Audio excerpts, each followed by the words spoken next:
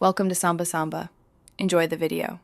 In this video, I will explain how to play BeamNG Drive on your Mac.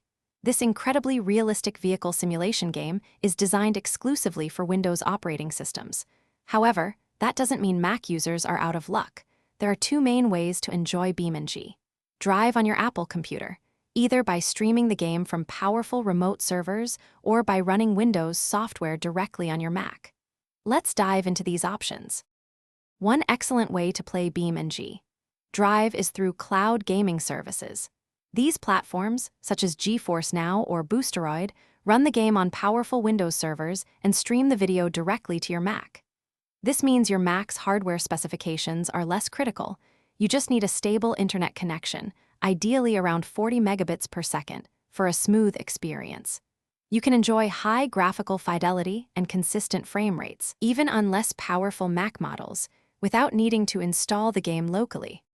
Another approach involves running Windows software directly on your Mac using compatibility layers or virtual machines. Tools like Crossover allow you to run Windows applications without a full Windows installation. Alternatively, Parallels Desktop creates a complete Windows virtual machine on your Mac.